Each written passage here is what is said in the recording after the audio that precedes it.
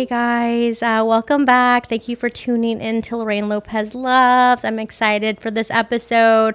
I have the hilarious, funny comedian Stephanie Tejada. Hey girl. Ooh, hey girl, thank you for having me. Yeah, this is so cute and professional. You know, sometimes people be like, come do my podcast and it's in a living room. Oh yeah. This is really legit, you guys. Yeah, thank you. No, I did it in my apartment for a hot second. I was like, there's no way I can have people over. It would be so weird. I'm not about that. I'm not judging. I do my show in my apartment. Yeah, so you have your show. I do. The Sociopath and the Psychopath? Yes, a Sociopath and a Psychopath. It is with me and Jacqueline Pissarro. Shout out to my girl. It started during the pandemic because we were actually working on a production with Dame Dash that was going to be similar. There was another girl who was going to host, and their set, it looked like The View. Like, it was so amazing. Wow. Such a great set. Pandemic came, stopped production, all that stuff. And I was like, Jacqueline, we just started this Only Fans where we're doing comedy on there. Let's use Only Fans like a Netflix, because I had already been doing that with my own content. So we started doing that, and then Only Fans came out with their streaming platform OFTV, which is like really ticking off right now. And we've started putting it on there and streaming episodes. And wow, it's a lot of fun. Smart. Like, my mom watches it. She like streams from the TV and like watches it. She's so funny. I love it. I never would have thought that could be a thing. Or do other people do that? What? Or is like have an actual like TV show type content? So some people do like sketches and podcasts, I guess. Okay. There are some podcasts, but not to the like elaborate way we're doing it. First of all, I just want to say A Sociopath and a Psychopath is like the first show of its kind as far as a real talk show being hosted by comedic characters, because we're not playing ourselves, but we are doing like real topics, real pop culture, real news, and getting like real things from our fans and stuff. It's just being Racheta and Angie, the sociopath and psychopathic characters, lets us be edgier and get away with more, and it's just and they're like, more fun. It's not me. I didn't say it. It's so much more fun. We're like female that. Beavis and Butthead. That's what people have called us. That's cool. So real life topics that are happening, and how often do you guys put up videos? Probably like every week. Okay, cool. We do it on our OnlyFans first, because they're paying for the subscription and the exclusivity, and then like we'll put it on OFTV maybe like a month later, or sometimes a few weeks, depending on how much I filmed, because I'm the one who films and edits and does all of it. So it just depends kind of on my schedule and how quick I can get a new episode edited. Yeah. Oh my gosh. Yeah. That's so cool. And you just got written up on LA Weekly? Yes. LA That's Weekly, cool. Cali Post, and Vents Magazine, actually. Wow. Yeah. So it's something that I feel like is, I don't want to sound like conceited, but I'm like, this is overdue. Like, me and Jacqueline have been going so hard on the show. We've been like, this is our baby. Like, we've been working really hard on it, and it's people who've seen it love it. They love the characters, and we're really ready to get it to like a bigger audience. Yeah, that's awesome. Like, we love OFTV, but hey, Adult Swim, hey, Comedy Central, FX. Well, it's amazing too, because I do feel like it's all your creative. You've built this, and now like it's kind of like Issa Rae when she had her show Insecure. Stemmed from her like videos that she was putting online that just took off and was so great. But it's like, because you do that, once you get to that next place, you're now going to be like, you're going to have more creative producer, writer. Right now it's just us. We are. That's great. We're basically like a one-woman, two-woman show. Like, we both write and come up together with the ideas. Most of it is improv. Like, we'll do like a list of what we're going to talk about, and then the jokes and the riffing is so natural between us. And then I do like the visual. So like, I'll record it, I'll edit it. I do all that stuff. Wow, that is so cool. Congratulations. Thank you. I was going to bring up, when I first met you, and I don't know if you remember this, we did a show in Anaheim. It was like Johnny Flowers' show. Oh, I love Johnny Flowers. Yeah, shout out to Johnny Flowers. You're the best. Such a great comedy producer. So great sweet. Guy. Uncle Johnny. Yeah. So we did a show, and I think I had just really started comedy. I think you had just moved here. We were like starting out at the same time. Yeah. And you're like trying to remember. I didn't know who you were, but during that time when I started comedy, before I started comedy, I was always in like 6-inch stilettos, mini dresses, like super crazy, like all the time. Puchified. Yeah, to the grocery store. I did not care. So when I was doing comedy, I was wearing that, and a lot of people were like always telling me like, don't do that, don't do that. And I'd be like so annoyed because normally it was men that like, don't wear that, don't wear that. And I'm like, ugh. So I saw the poster, and you were on the poster, and I think you were in like a bikini or something. I don't know why they do that. Like, I send these motherfuckers headshots, and they go on Google and find like my like sexiest like Maxim style picture, and they put that on the flyer. I'm like, I gave you a headshot, but okay, I look good. That was the flyer. And I remember thinking, oh my gosh, this is amazing. She's wearing a thong. I'm going to go ahead and wear like my sexiest outfit. I didn't wear that to the show, Lorraine. No, you did. No, she did it. She looks cute. She was not hoochie at all. So when I showed up and I saw her, I was like, oh shit, she's all business. This is a different look.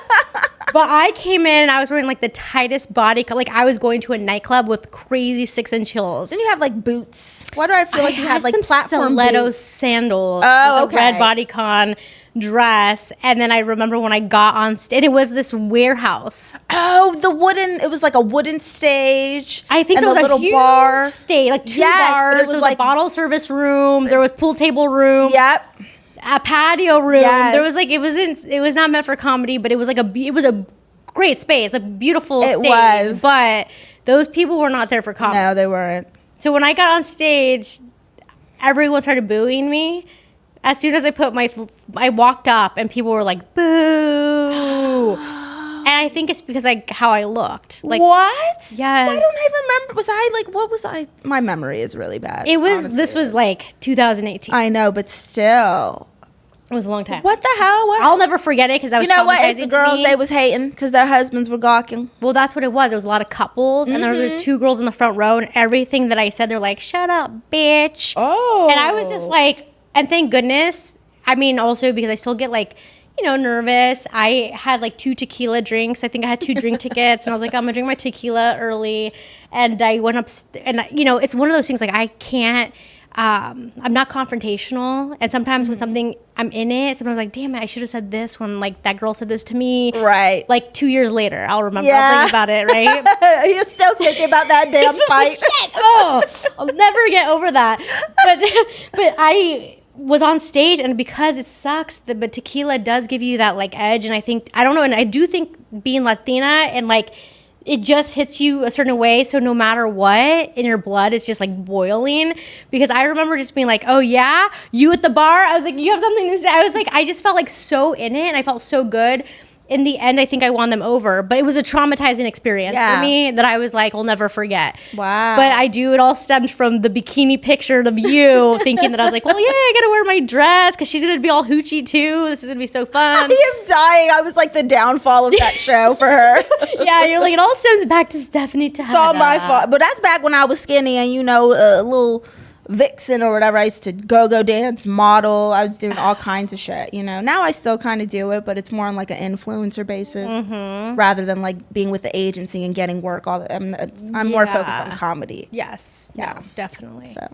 Have you ever been heckled in the show or? I've been heckled twice. I think the worst one was an old man, but he was kind of giving everyone shit. It wasn't just me, so I didn't feel bad about it. Yeah. But he was like, get off the stage, fake J-Lo. And I'm like, oh, whoa. Wow. Like, I didn't even start my set, sir. Like, he was just, like, belligerent. So I just kind of made fun of him, got through my set regardless, because there were people like, shut up, man. She hasn't even started. Those kind of, I'm like, oh, my saviors.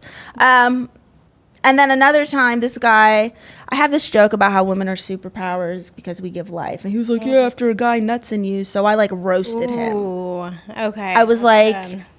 Yeah, somebody get the Build-A-Bear Cholo out of here. And everybody just lost it. And then I was like, when you touch his stomach, he goes, sass, homie. And everybody, like, so he, like, left. Like, he literally left the room and never came back. So sometimes I like, it's only the handful of times that I can remember. I'm really lucky that I haven't experienced too much heckling. But if it ever does happen or I feel like people are attempting to heckle me, I just roast the fuck out of them. Yeah. Like in my mind, I'm like, okay, I have to make you cry or leave, one or the other. Yeah. Good. So. Man, luckily I haven't had anything too crazy.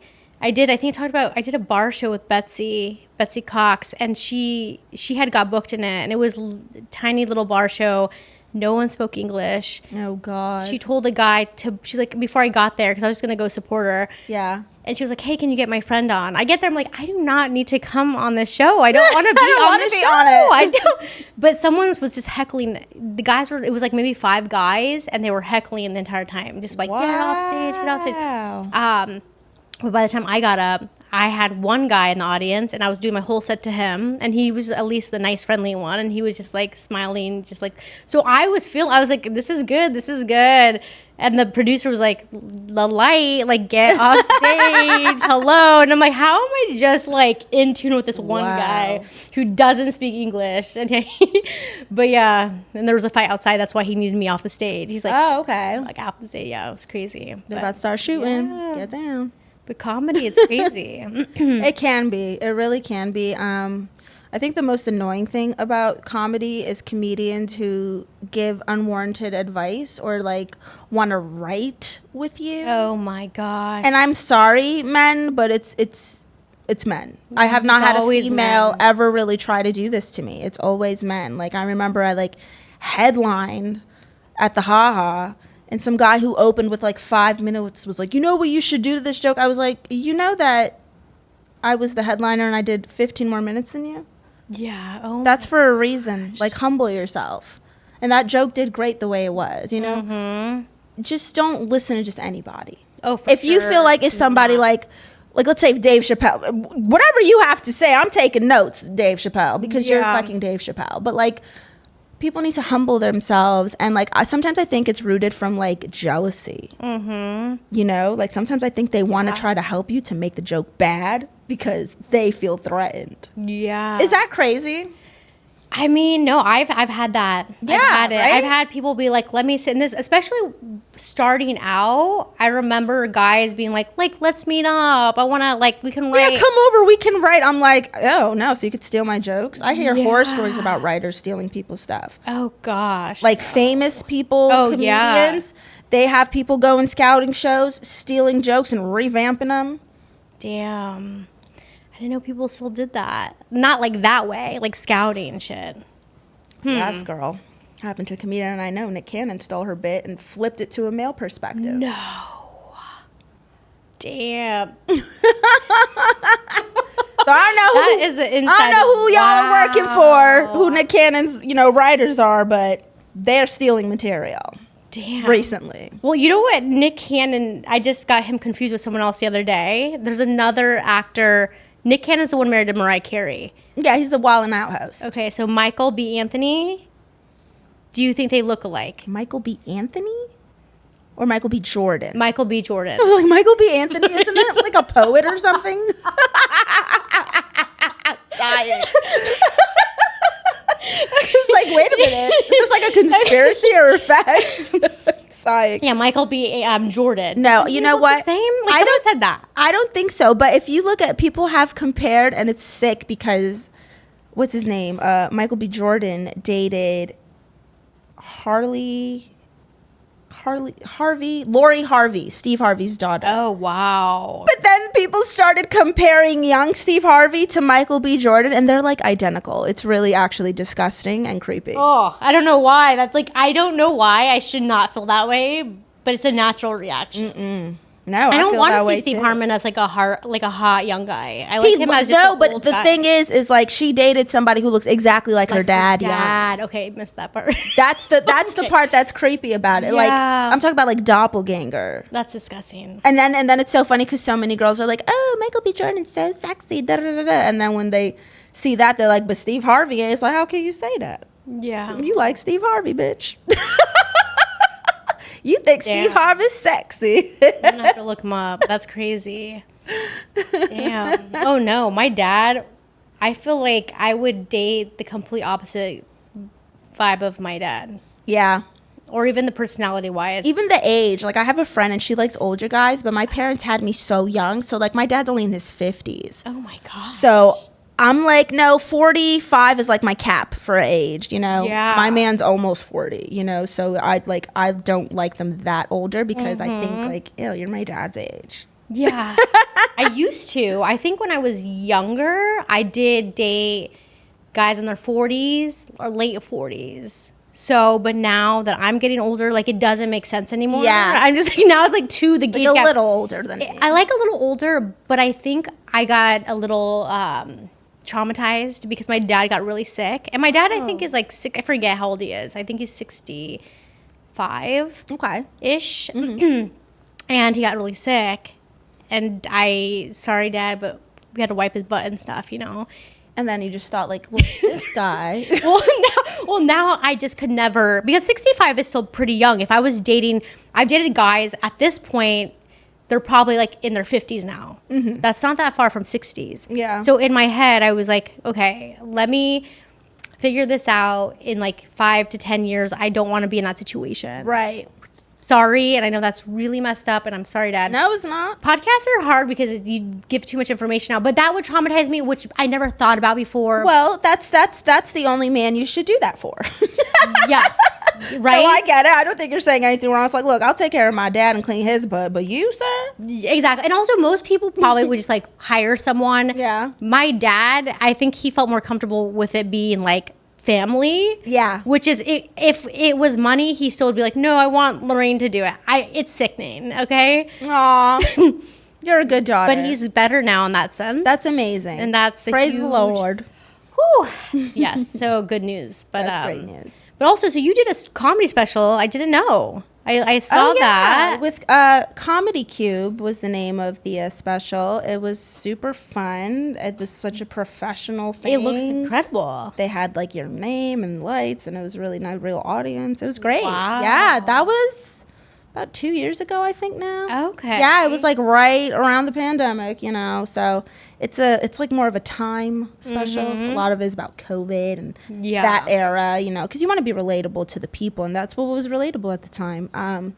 So yeah, I have that one. I'm actually doing the Only Fans comedy special that OFTV has producing. Yeah, that's incredible. So we're filming. It's tentative date. You know how that goes. Is October. So getting my new set together for that. Yeah, and I'm really How long is that one excited. going to be? Like time wise? Oh, it's only a 10-minute set because they're going to do a few comics in each episode. Oh, okay. Well, I like that. I think that's a good, yeah. And it's at the Ice House. They're going to just redecorate it. It's so, like, That's which is great for me because the Ice House is a little closer than like Hollywood. Like when I got to do these Hollywood shows, I'm like, okay, I know I need at least like an hour and a half with traffic.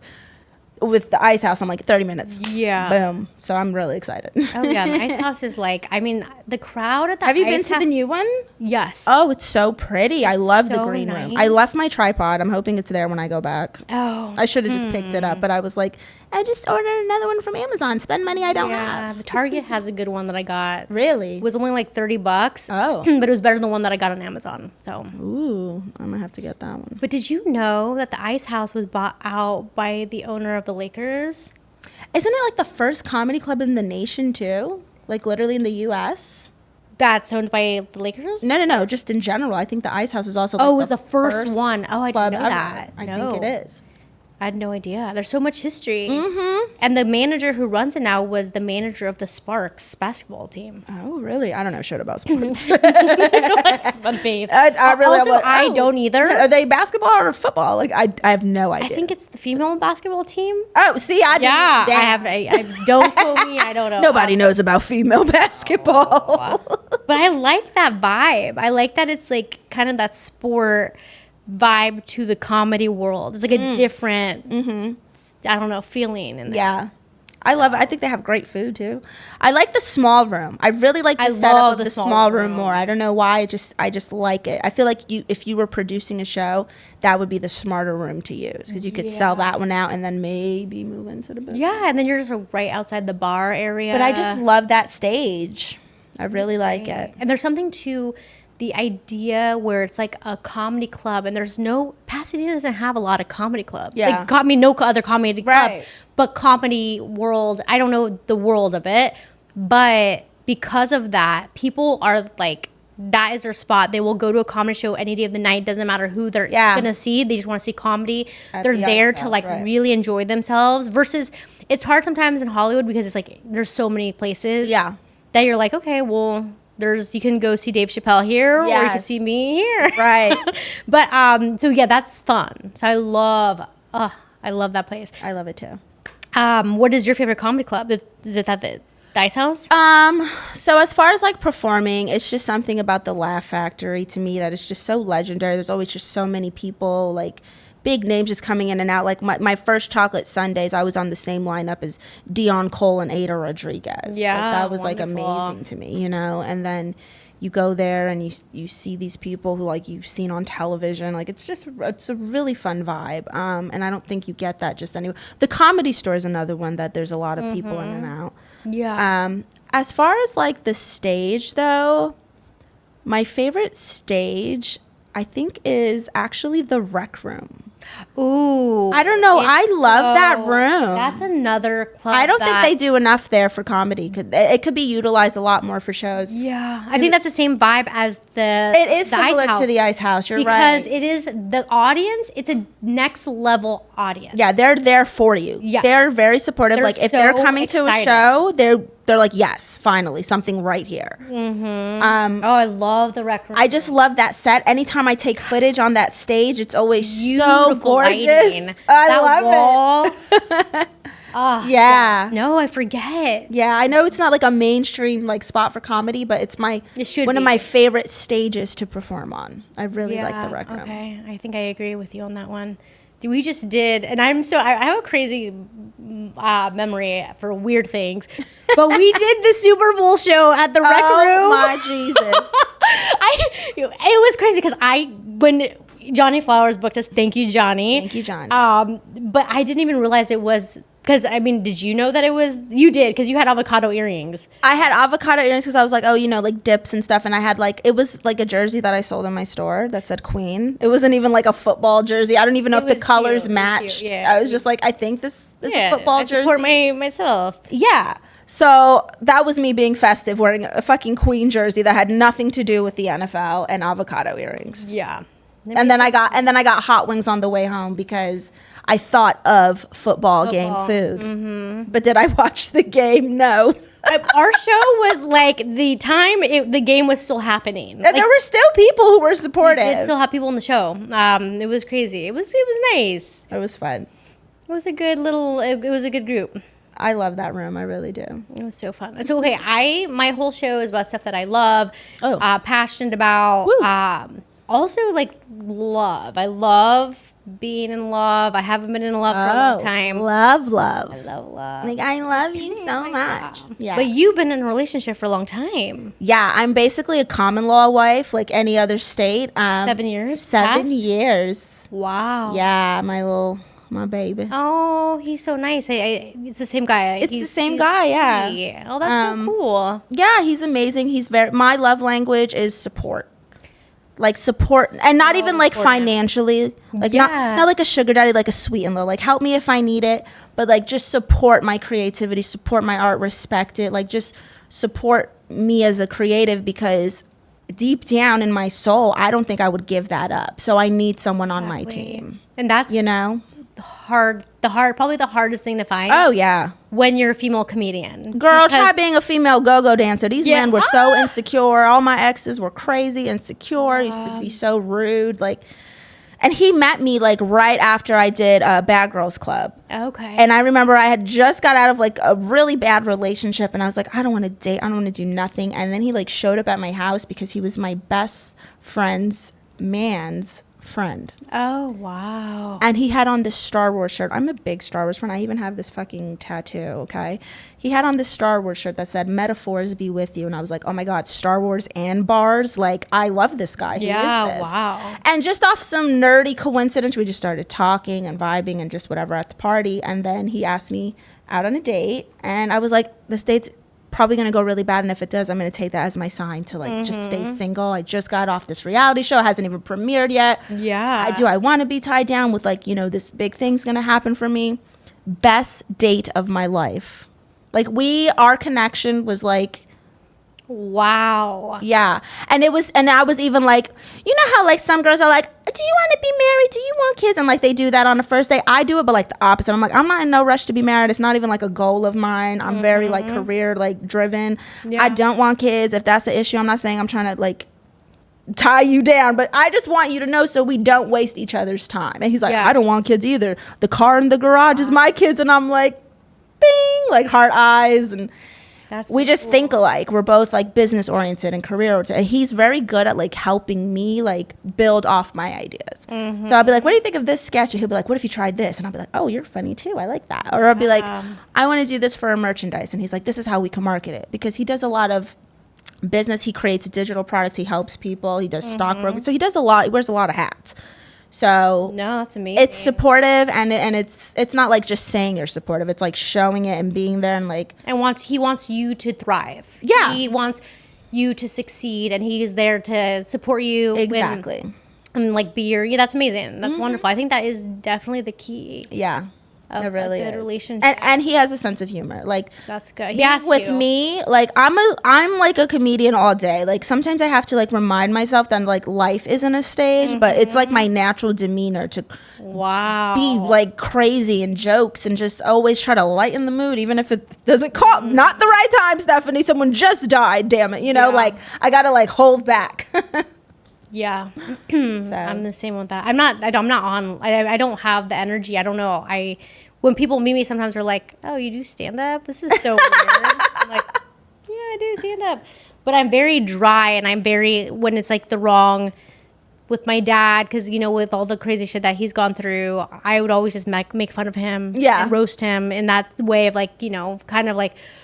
Okay, he's crying, and now I got to say something offensive to make him get out of that. It's like so fucked up because I'm like, this is why I can't deal with emotions because I'm just like, say something make terrible, someone laugh, and then it's uncomfortable and awkward. Yeah, but it works. Yeah. And during the time when he was sick, he would always say like, "Thank goodness for you because you can always make me laugh," which, yeah.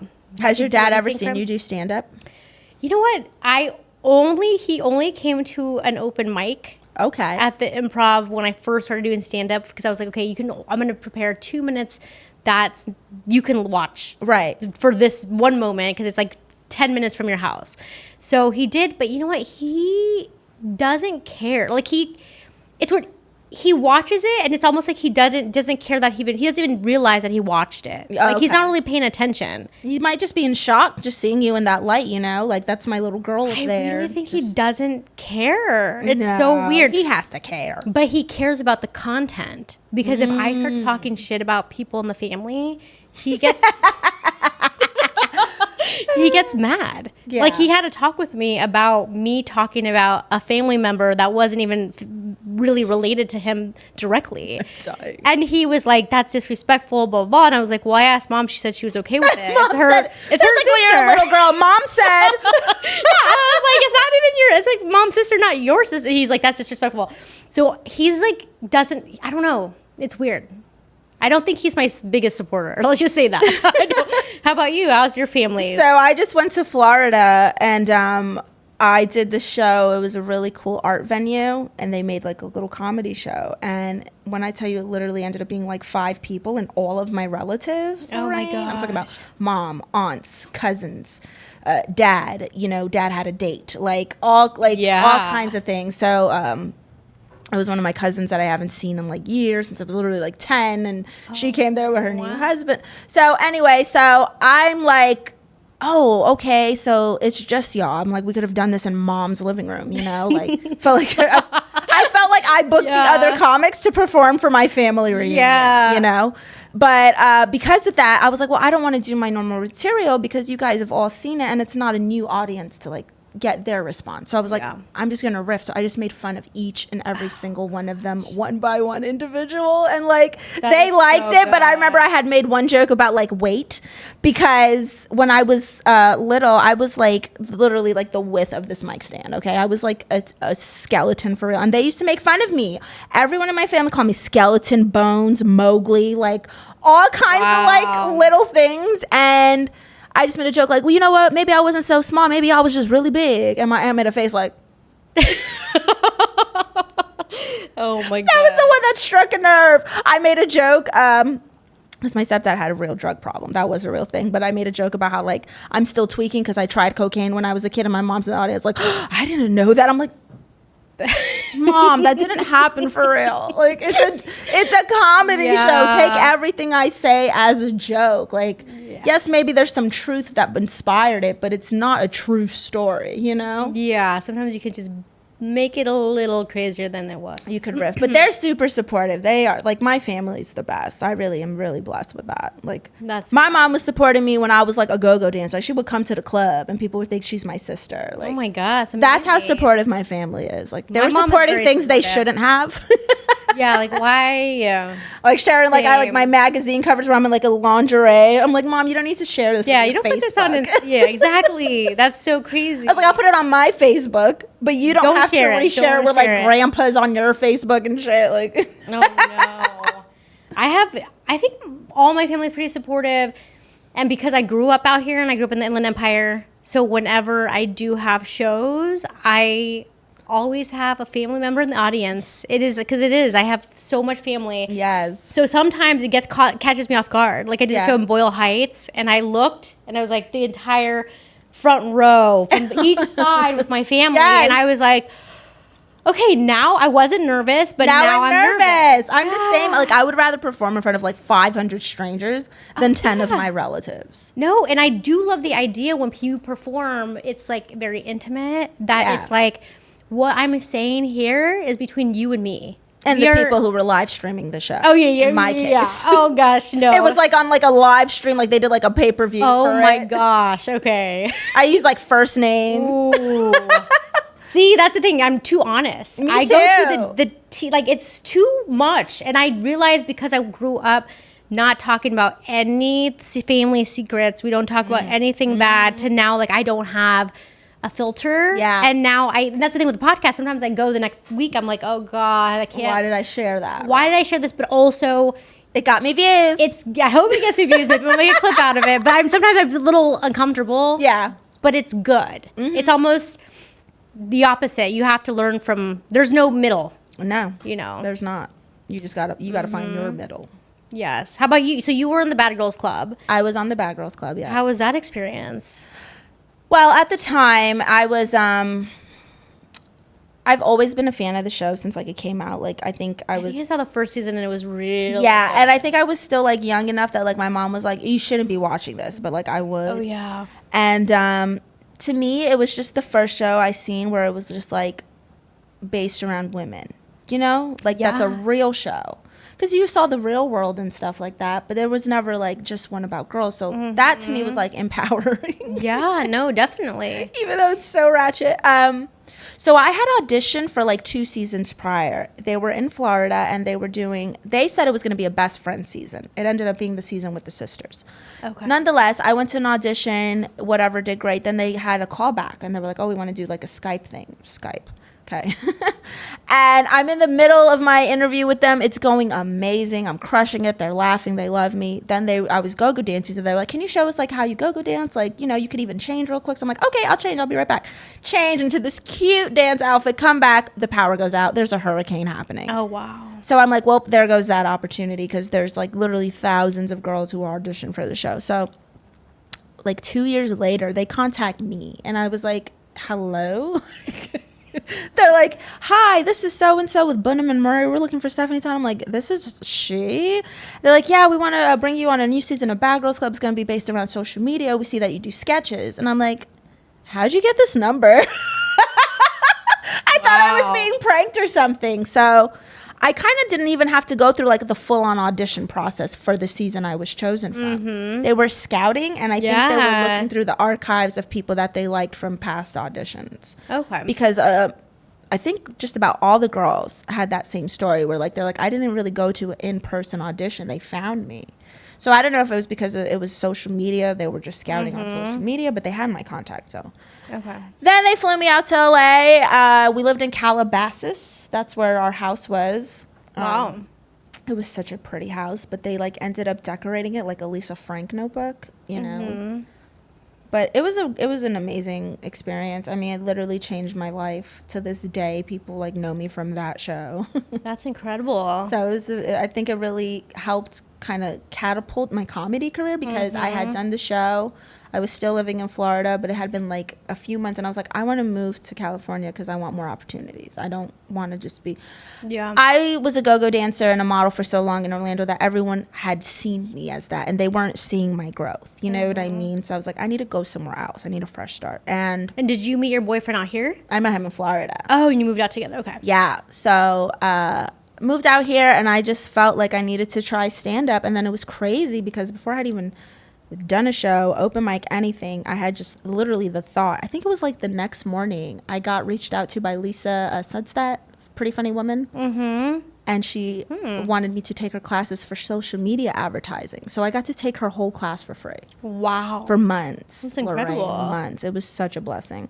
And to me, it just felt like everything was aligning because I was like, I didn't even do it yet. It's just something I wanted to do, and I felt like I had to do. And then that opportunity came with it. So Wonderful. I did Pretty Funny Women. I really liked that. Pretty Funny Women, it's not like when you think like comedy class, you think like, oh, you have assignments. And it's like a writing group. It's a writing group. You exercise. She gives you some tips. She tells you like, you know, some things. She gives you writing exercises. But it's really like a writing group of women. And it's really an amazing experience. And it's important too to have like that supportive group of people when you're starting out. It's, you know, to like run jokes by and be like, how does this, you need that, you know?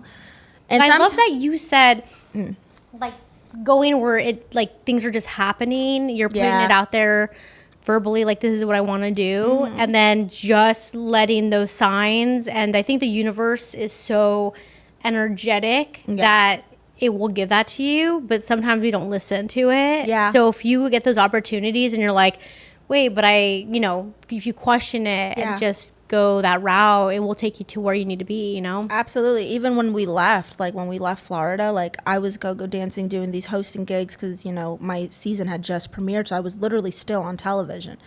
But I was like, well, I'm going to need some kind of money. So I started my store, the Queen's Closet Shop in Florida, and it was just e-commerce. I had no merchandise, no inventory. I was just selling things online, and I made a sale like instantly. Like I opened my store, and I'm not kidding, it was like midnight, and I posted it on Instagram, and I made an instant sale, and it was a big sale. And I remember like telling my boyfriend, I was like, I don't even know how to accept the payment. Like it's that new. So it just seemed like, okay, this is gonna work. I'm gonna go to California. I'm gonna make money with this on top of whatever else happens. And I came out here and I started booking modeling stuff. I got like this big hair company campaign like right off the bat. It was like amazing. And then the stand-up thing. So it just all felt like the chips were lining up for me, you know? That's amazing. So it was great. I love it. Have you been to a psychic? I don't like... You're not into them? I'm not into like the psychic tarot card thing. I had a tarot card reading one time, and it's not to say that I don't believe it. I think it's just like when you hear what's going to happen, you kind of get obsessed with that thought. So like she told me, and this was years ago. This was fucking years ago. So I'm not saying that they don't have a gift. They definitely have a gift. But she told me I would be on a big stage and a lot of people would be smiling and laughing. I was like, I'm a go-go dancer, so that's not a good thing. People are laughing at me and I'm a dancer. So she's like, no, it's going to be something bigger. And you're going to lose two people that you're very close to. I was like, oh, shit. My dog, Gaga, died. No. And then my roommate, Anubis. She died too? He died too, yeah. Oh, no. So it was like creepy. Wow. And I just felt like I'm uncomfortable with knowing what's supposed to happen. I'd rather just live on the edge. That was before. Oh gosh. Yeah. Right. I don't like that. So I didn't feel, it wasn't a psychic, it was a tarot card thing. So I just didn't, it made me like from that moment on, I just felt like I almost manifested this myself, and it made me feel guilty in a way. Wow. And I just didn't like it. Yeah. That's so it's just not my thing. Now I'm like, you got scriptures to back this stuff up? Like, yeah, that gives me like the chills. Yeah. No, I don't like that. I think, but there are some psychics. There's one psychic that I haven't been to in probably 4 years, but she was my psychic. Yeah. I would do just a 3-month special. You get 3 months, and it's nothing crazy. How many sessions are in 3 months? Oh no, it's just one session. But it's for the next 3 months in your life. Oh. And she says, and this is what I do believe, is when they're like, things can change. This is what I see. If if everything is the same as it is now, if things do not change, but things can always change. Of course. So it doesn't have to be that. And also, I always wanted, like, okay, 3 months in advance, what do you see for me? Right. Which I did love that. But I don't want to know about people dying. I don't want to know about, me dying. I don't want to be scared like that. So I think that's what happened. I was just like obsessed with, not saying that it's my fault that they died. Yes. But I just didn't like that feeling. I don't want to know that. Yeah. So I'm a very like, if you want to do that on your own, I'm never going to judge people who are into that. I have friends who like, they're like, I'm a witch. I'm like, okay, whatever. I'm gonna pray for you, witch. I'm a God person. I believe in Jesus. I believe in God. So I have like just my way of trying to figure things out. Yeah. And it's not to, like I said, if you guys do that, that's fine. I'm uncomfortable with it, me personally. I don't like it. Yeah. So yeah, you can't do it if you don't like it. I mean, that's cool. I mean, the one part, she's the stage is like, yeah. And you know what? It's like, I didn't even realize that until I was telling someone the story like 2 years ago. I was like, oh, she was talking about my comedy. Oh my God, I just realized that. Yeah, because you don't know. Because I had a psychic tell me that I was going to be a host. I thought you was going to say ho. I'm like, damn, you're psychic. No, I was a ho at that moment. So she did, yeah. But she was like, her business card was like actress, model, psychic, this. It was like 20 different jobs on her card. And I was like, okay, I don't know. I mean, I just don't know. I didn't go in there thinking she was going to be like the real like accurate, right? But that's when she told me. She was like, no, you're going to be a host. You have a microphone. You say whatever you want to say. And I was like, that's ridiculous. I would never be a host. This was like 10 years ago. Yeah. And I was like, in my mind, that didn't make sense to me. Yeah. Same. But now, when I was doing like stand up and then I was podcasting, I was like, oh shit, this is the microphone. Yes. Did she mention money? Right. Money in when the is that equation. When does happen? the money come? Yes. But I do enjoy that aspect of it. But yeah, I don't want to know. And I still do think one time a psychic said there was going to be, she's like, you're so worried about love. Like, don't worry, you're going to have 2 men come into your life. They're both going to be absolutely incredible. So either one you go with is going to be the right choice. Too. But she said, but it's going to be the hardest decision of your life. And I was like, oh, okay. So, of course, the next 2 guys that came into my life, I took them more serious than I should have. They weren't the guys. Right. They were just the 2 guys that I was like, they're both really nice guys, so they have to be one of these 2. Yeah. Right. And guess what? One was probably a psychopath and sociopath together, the one. And then the other one didn't live here, a different country, but I don't think he was the one either. It just, but I put too much on that because of that psychic. I think when it comes to finding your person, they have to kind of find you. Like, people are always like talking about Tinder and things, but those are very temporary hookups. There's not a lot of people who are like, we met on Tinder and got married and have a family. Like, a lot of them are just like, hitting and running. Like, it's not for longevity. I think it has to be natural, and it has to be just unexpected. It has to be spontaneous. Like, maybe you're in the grocery store and you grab the same bundle of kale. Yeah. Who knows? But it has to be organic. Yes. And I don't even think, because I was obsessed with that type of love at that moment in my life, because I think as you're getting older and in your head, you just start thinking, oh gosh, I have to be with someone. Why? I don't believe that now. No. I used to.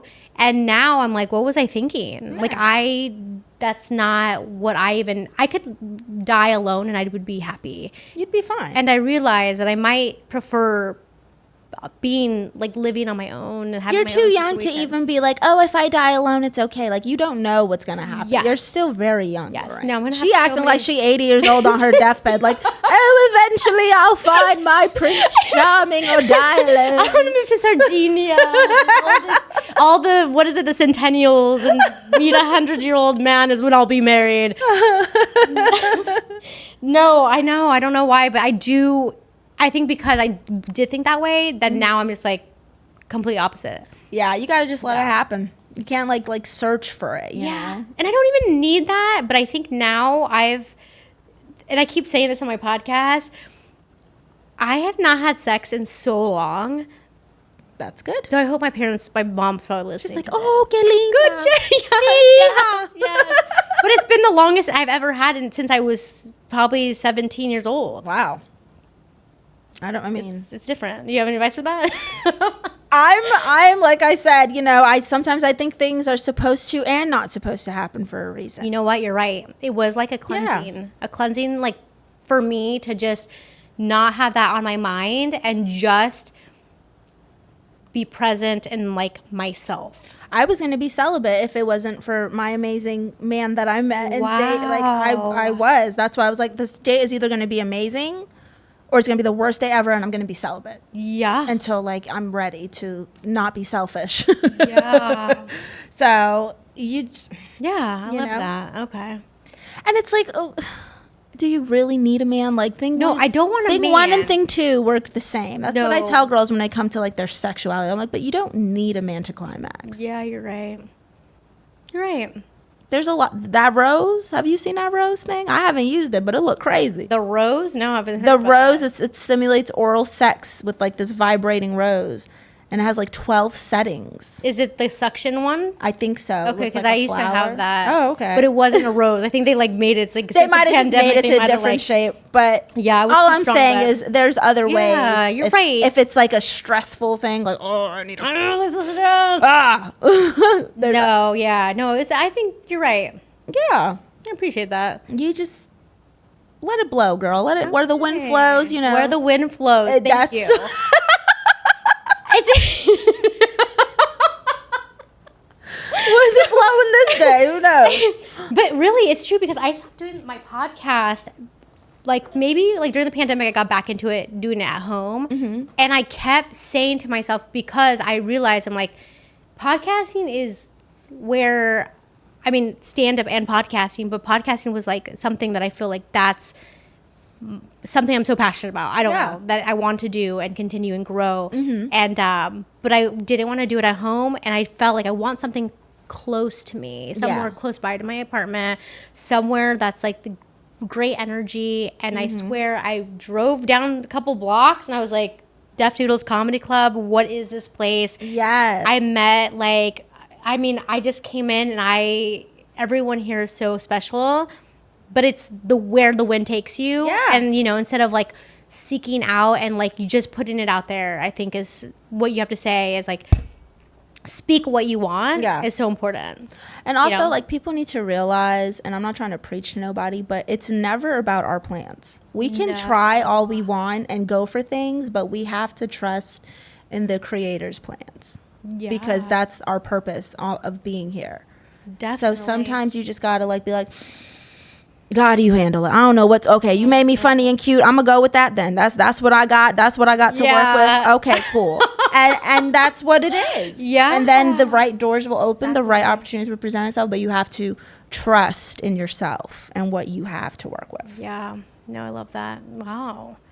I did ask you for a life hack. That's like literally the life hack. Was that the life hack? No, Like, wow. that's just kind of like my own, like what I tell myself every day, every opportunity, those hard moments where you don't know, like, okay, I'm not supposed to know right now. And that's okay too. Definitely. And I also think too, when you don't know, and also where you're in this place where like, hey, I'm doing this and also doing what you love, which we do, I think embracing the moment of what you're in, because every single place that I can look back as I've been doing this because I love it so much is so special. Yeah. So I think like even now, I mean, like the people that I've met and like seeing everyone grow and having this just like, but then a year later and seeing at that place, it's just being present and like really appreciating it, because it will never be like this right now. And maybe 10 years from now,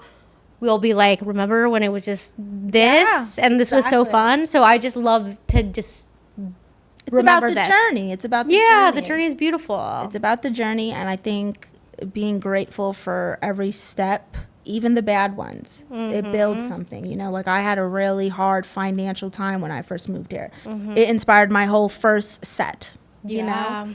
So it's really about just taking the good and bad and making something of it. Whatever it is.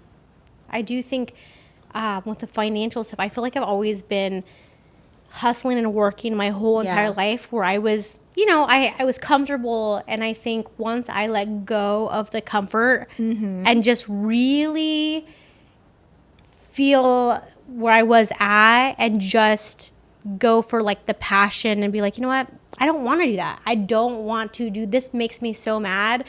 You know, things build up. But I like let go of that. And even because that was even making me a lot of money, but letting go of that worry or the thing that I hated to do to make money, which wasn't even like, I'm sounding like I was a sex worker, which sex working is totally cool. No, I know what you mean. But I'm making it sound like I was doing something crazy. No, I was working like at a bar, a specific bar. But I do think because it was just now building up this place of like, I don't like being here and I don't like doing this here at this specific place, but I had been there for so long. So once I let that go, opportunities start happening. Absolutely. There's discomfort, but there's like, you know, they always talk about that. The discomfort, things grow from discomfort. Yeah, I left my whole life, my whole family, all my amazing go-go gigs that were giving me $100 a night. I left that to just come out here with a dream and an e-commerce store that had one sale. Like, you know what I mean? And my man, thank God, I cannot do it without him. So that is just, that's a testimony, if anything. Like, I did it, you know, and it's still growing. It's still going to happen. So. I love that. Okay, well, we are out of time, but do you have a life hack or anything that you want to add, or you had one? But I feel like my hood hack. I have a hood hack for y'all. Hack. Find a parking meter that is broken, okay? Because you'll get free parking. 'Cause it just happened to me. And then as far as some real advice, don't take advice from people whose opinions you don't value. Ooh, that's so good. Oh, yeah. I love that. Kind of like that writing thing. Like when, like you're not funnier than me, though. Yeah. Yeah. So good. So that's it. Okay, and anywhere, anything like Instagram handles, I'm going to put it all in the show. Oh, yeah, sure. You can go to my website, StephanieTejada.com. That's like the hub. Go to my Instagram, Stephanie Tejada with 2 A's. I'm on Only Fans doing comedy and Maxim style content. No nudes, no lewds at the New Queen of Comedy.